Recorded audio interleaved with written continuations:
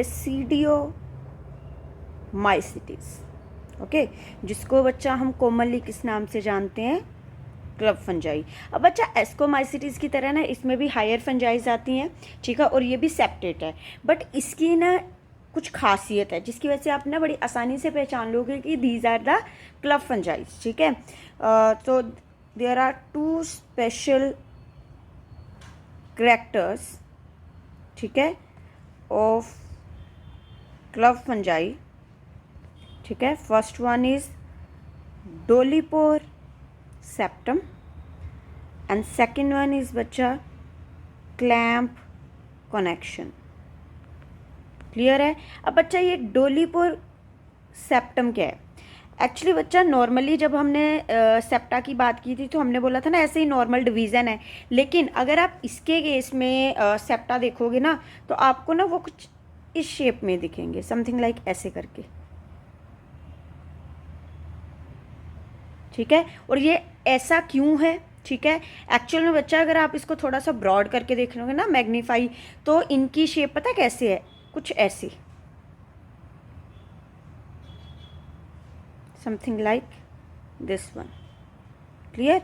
अब बच्चा हुआ क्या है कि एक्चुअल में ना जितनी भी ये क्लब फंजाई होती है ना, इनके अंदर जितने सेप्टा होते हैं, ठीक है, हर सेप्टा के अंदर एक बड़ा सा छेद होता है, ठीक है, और उस छेद की जो बाउंड्री होती है ना वो दोनों साइड से ना स्प्रेड हो रखी होती है। क्लियर। जिसकी वजह से ये जो डोम शेप सा स्ट्रक्चर बना हुआ है ना, ठीक है, ये वाला शेप बन जाता है, और इसी वजह से इसका नाम डोलीपोर सेप्टम है।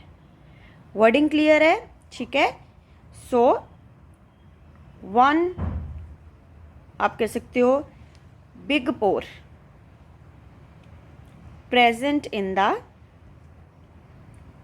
Every septum of fungi. कौन सी फंजाई है ये?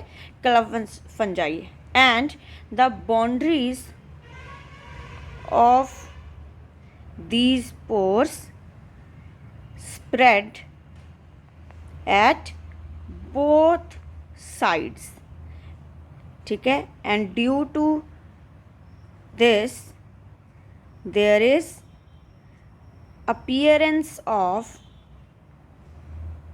इसे नहीं लगाऊंगी और, ठीक है, dome shapes, ठीक है, and that is why it is called dolipore septums. ठीक है, क्या हुआ है, जो सेप्टा है, ठीक है, उनके अंदर एक एक बड़ा सा छेद है और उस छेद की जो बाउंड्रीज हैं वो बहुत ज़्यादा मतलब दोनों साइड से स्प्रेड हो रखी हैं, जिसकी वजह से इसकी ये शेप बन रखी है, and that is known as dolipore septum.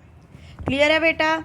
Second बच्चा इसकी खासियत है क्लैम्प कनेक्शन, जैसे हमने ऊपर नाम लिख ही दिया हुआ है। ठीक है, अब बच्चा क्लैम्प कनेक्शन क्या होता है? दिस इज अ जस्ट आप कह सकते हो tubular connection between the two adjacent sales. ठीक है, ट्यूबुलर कनेक्शन लिख लो, जहाँ आप लिख लो क्या कहते हैं, रिलेशनशिप,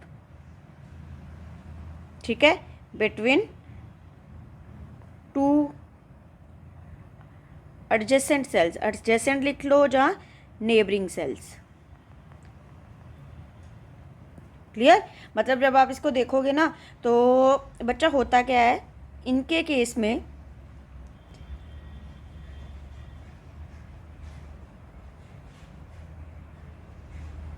ठीक है, कुछ ऐसे करके,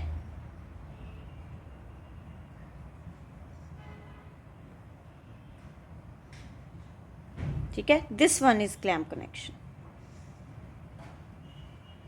ठीक है, मतलब दो नज़दीकी सेल्स में आपस में एक ट्यूबुलर कनेक्शन बना हुआ है जिसको हम क्लैम्प कनेक्शन बोलते हैं। अब बच्चा इसका फ़ायदा क्या है कि अगर कोई फंजाई का जो सेल है डायकैरियोटिक है तो उसका जो न्यूक्लियस है ना बच्चा, वो माइग्रेट कर सकता है from one cell to another.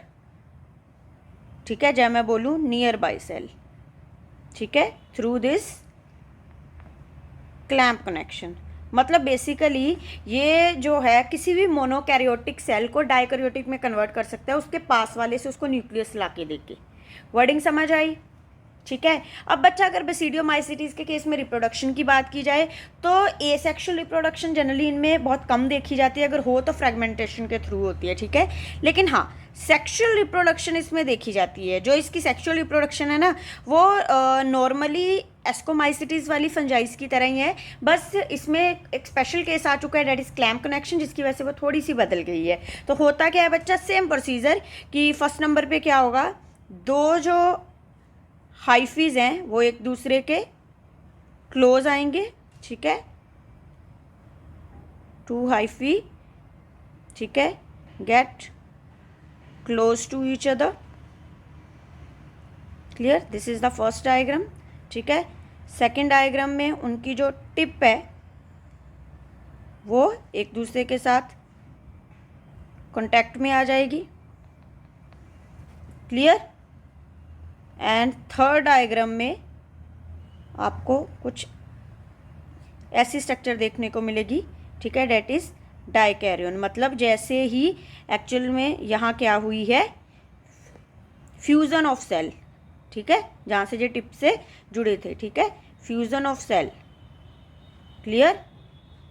But not nucleus. क्या था बच्चा ये? प्लाज्मोगैमी। क्लियर? तो क्या हो चुकी है इसमें? प्लाज्मोगैमी हो चुकी है। क्लियर? अब बच्चा इसकी खासियत क्या है इस फंजाई की, कि इसमें तो क्या है, क्लैम्प कनेक्शन। ठीक है, तो अगर आप इसको बनाओगे, ठीक है, तो वहाँ पे कुछ ऐसी करके डायग्राम आ जाएगी ना, सॉरी,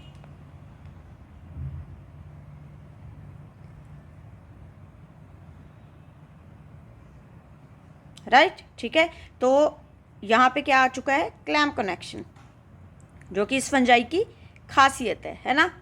ठीक है, तो क्लैम्प कनेक्शन की वजह से धीरे धीरे क्या होने लग गया है, this one is third diagram. ठीक है, and this one is fourth. ठीक है, धीरे धीरे सबके सब क्या हो जाएंगे बच्चा, डाइकैरियन। हमने ऊपर बात ही कर ली है कि क्लैम्प कनेक्शन की वजह से जो न्यूक्लियस है वो माइग्रेट होते रहते हैं। क्लियर है? ठीक है, फिर एक पर्टिकुलर टाइम के बाद आपको पता है कि जहाँ डाइकैरियन होते हैं वहाँ से एक आउटग्रोथ सी निकलती है। ठीक है, सो आप कह सकते हो from dikaryons there is a formation of a structure, और you can say a outgrowth. ठीक है, अब वहाँ पे इनका नाम एस्कस था।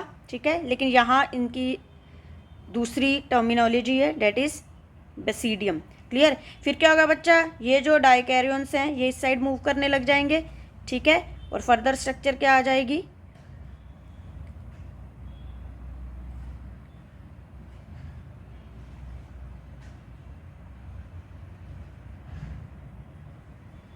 कुछ ऐसे।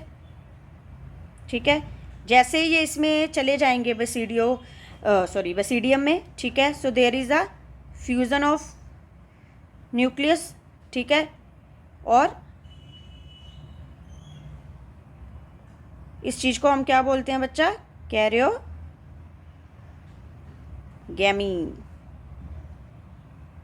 ठीक है, यहाँ पे जो न्यूक्लियस है वो क्या हो चुका है, फ्यूज। क्लियर? और अब ये क्या है बच्चा, आप कह सकते हो this is the diploid nucleus. Clear? So it's undergo meiosis.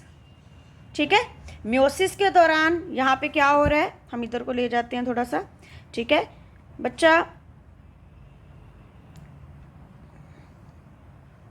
कुछ ऐसे करके हर बेसिडियम का आउटग्रोथ सा आ जाता है।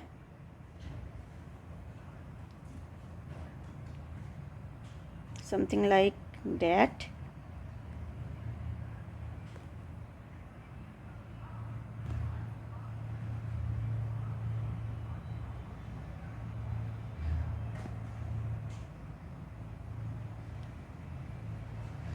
क्लियर है?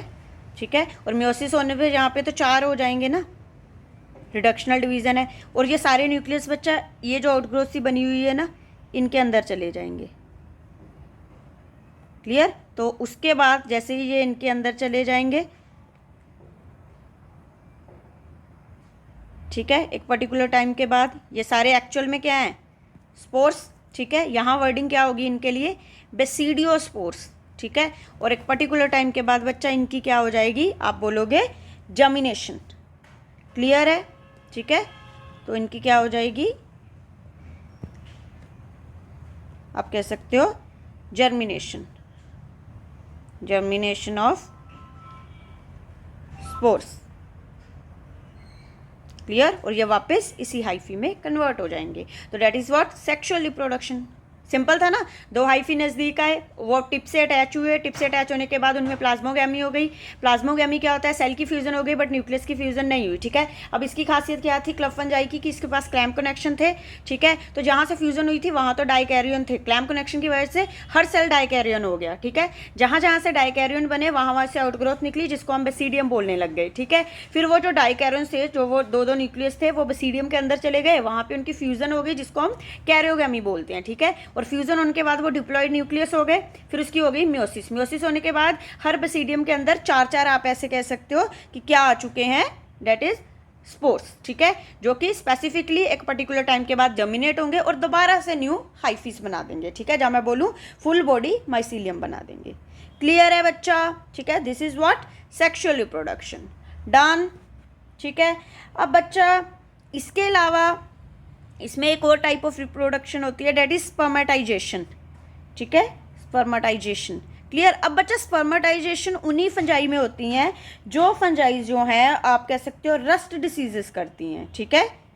This is occur only in fungi which cause rust disease, ठीक है। जैसे कि बच्चा पक्सीनिया रेकॉन्डिटा, ठीक है।